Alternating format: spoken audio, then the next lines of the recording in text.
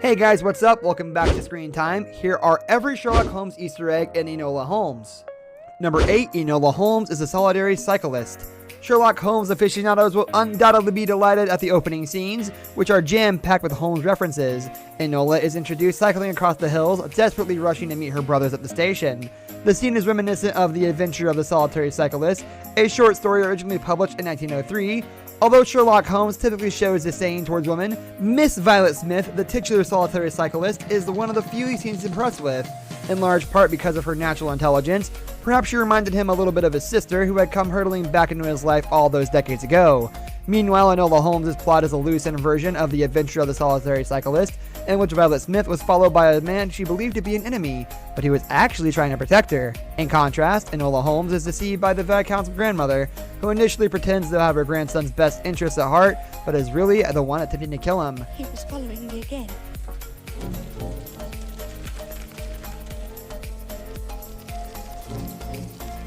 I slowed down. Number 7, Sherlock Holmes' early career. The opening of Enola Holmes is set in 1884, at the very beginning of Sherlock Holmes' career, so early in fact that he apparently hasn't met Dr. Watson yet. Still, it seems Holmes is already building up a reputation because Enola has collected newspaper clippings about her brother. There appears to be a growing public appetite for knowledge about Sherlock Holmes, with one headline excitedly declaring him a mysterious young detective. That provides a neat in-universe explanation for why Watson begins to publish accounts, meeting that public demand. The clippings are actually a little anachronistic, because one of the images in this shot is actually connected to Jack the Ripper killings. Likewise, one of the headlines references Holmes catching a murderer in the East End, clearly another reference to Jack the Ripper. Sir Arthur Conan Doyle himself investigated the Ripper, attempting to apply his great detective methods to identify the culprit.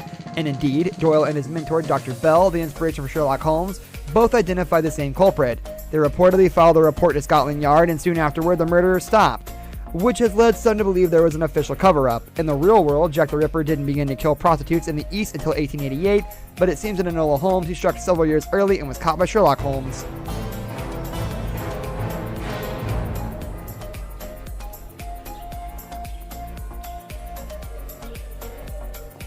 Number 6, Sherlock Holmes a pugilist. Some of the other images will also be familiar to lovers of Sherlock Holmes. In one early scene, Enola Holmes describes her brother as the famous detective, scholar, chemist, virtuoso violinist, expert marksman, swordsman, single-stick fighter, pugilist, and brilliant deductive thinker. The image accompanying the world's pugilist shows Sherlock Holmes throwing a punch and Henry Cavill's face being added to the illustration created by Sidney Paget for, appropriately enough, The Adventure of the Solitary Cyclist. Doyle's Sherlock Holmes was never quite the man of action portrayed by Robert Downey Jr. in the Guy Ritchie films, but he was certainly able to handle himself, even claiming to have mastered a wrestling art called Baritsu in The Adventure of the Empty House. Enola has been trained in some martial arts by her mother as well. We find in Sherlock, when he interacts with everyone in the world, which is, he's aloof, he's distant, he's that genius mind, which is difficult. Number 5, Sherlock Holmes and his pipe. Another Sidney Paget portrait of Sherlock Holmes appears in this sequence, a famous image in which Sherlock is seated puffing his pipe. This illustration comes from 1891's The Man with the Twisted Lip, and it's generally viewed as one of the most iconic Sherlock Holmes images of all time. Again, Henry Cavill's face has been superimposed upon the image, an amusing conceit. Even the original caption is reproduced in Enola Holmes. Lord and the Hammersmith Wonder, did you say something? Shall I call down for some tea? Good old index, you can't beat it. Listen to this. Vampirism in Hungary, and again, vampires in Number 4, Sherlock Holmes' character. The Sherlock of Enola Holmes is a lot less acerbic and disagreeable than many interpretations, which makes a refreshing change, but led to a bizarre lawsuit from the Conan Doyle estate. One of the most subtle details is Sherlock's lack of political awareness, and in one scene the great detective says he finds politics boring. That explains why it took him so long to unravel the Tewkesbury case. Because the motivation was of course extremely political, it also fits perfectly with Watson's portrayal of Holmes, describing his knowledge of this topic as feeble. Meanwhile, in another scene, Enola and Lestrade trade Sherlock Holmes facts to prove to one another they know the great detective. Enola claims Holmes' favorite composer is Niccolo Paganini, and she's right. This is alluded to repeatedly in Doyle's Holmes stories. Number 3, Tewkesbury is Enola's Dr. Watson. Enola Holmes cleverly presents Viscount Tewkesbury as her own personal Dr. Watson right from the start.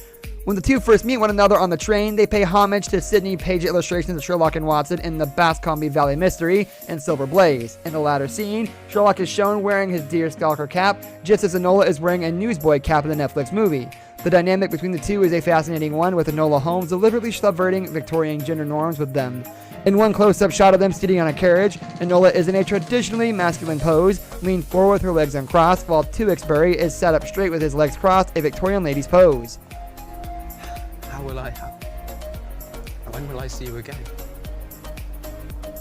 You're not rid of me yet, Viscount Tewksbury Marquess of Basil-Leather. Number 2, Sherlock's magnifying glass. Along with his pipe and deerstalker hat, a prop that has become popularly associated with Sherlock Holmes is a trusty magnifying glass, something that no other detective should be without. Enola Holmes was a visual nod to this when Sherlock comes in to visit Enola at finishing school. After taking his seat at Miss Harrison's desk, he picks up a magnifying glass that she uses for reading and gestures with it to emphasize a point, creating a very classic image of the master detective. Number 1, Mycroft Holmes' salary. Sherlock's brother Mycroft Holmes plays a major role in Enola Holmes as well. Although he cuts a far more pompous and less sympathetic figure, Mycroft's actual job on the government is never specified, but Sherlock clearly considers his older brother to be obsessed with money, asking him if the government has cut your salary. In the Bruce Pullington plans, Holmes revisited the question of Mycroft's salary, but confirmed that by the time his brother had found satisfaction in something other than material worth, Mycroft draws £450 a year. Sherlock told Watson, remains a subordinate, has no ambitions of any kind, will receive neither honor nor title, but remains the most indispensable man in the country. This brings us to the end of our video. I hope you enjoyed it. Hit like if you did, and don't forget to subscribe to our channel so you never miss out on any of our videos in the future. Also watch the 2 videos that are on your screen because I'm sure you'll love them. With that, I'll see you in the next video.